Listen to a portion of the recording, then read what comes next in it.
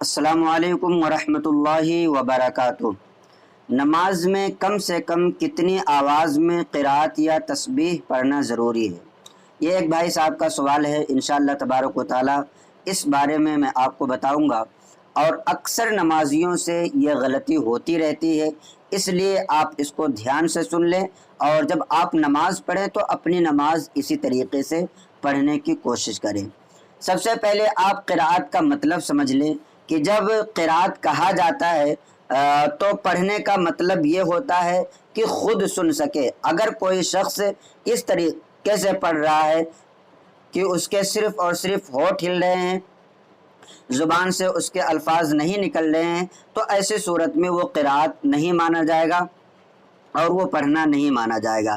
سری نماز میں قرأت کرنے کا جو مطلب ہے وہ کم سے کم یہ ہے کہ پڑھنے والا خود سن سکے، یعنی جیسے کہ امام صاحب ظہر کی نماز پڑھا رہے ہیں یا عصر کی نماز پڑھا رہے ہیں، تو امام صاحب کو بھی اتنی آواز میں پڑھنا ہے کہ وہ خود سن سکیں۔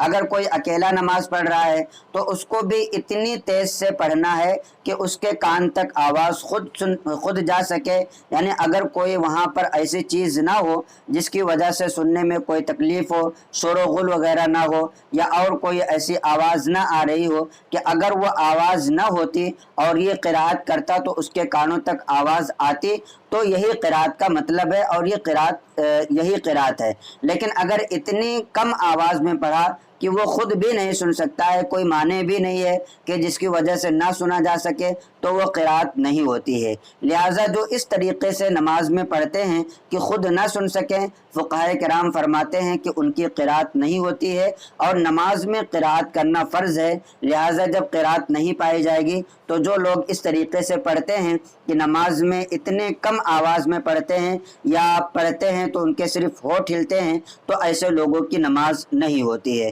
در مختار وغیرہ میں یہ بات موجود ہے۔ اسی طریقے سے مومن کی نماز صفحہ نمبر 62 پر بھی یہ مسئلہ موجود ہے۔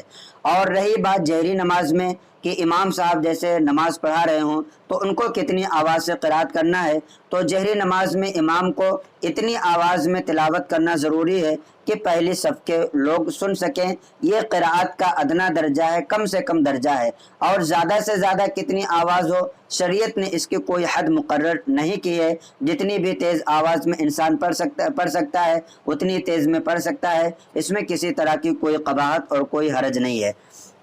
البتہ اس طرح سے پڑھنا امام کو کہ وہ پہلی صف کے 2-3 لوگ سن سکیں اور اس کے علاوہ زیادہ لوگ نہ سن سکیں، تو 1-2 لوگ کا سننا، اس طریقے سے پڑھنا یہ جہر میں شامل نہیں ہوگا۔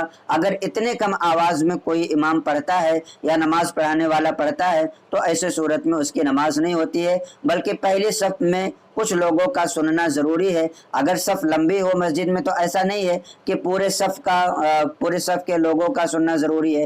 جیسے کہ ایک مسجد ہے کہ جس میں 100 لوگ ایک صف میں آتے ہیں، 50 دائنی طرف کھڑے ہو رہے ہیں، 50 بائیں طرف کھڑے ہو رہے ہیں، تو اب وہ 50-100 لوگوں کو سنانا ضروری نہیں ہے۔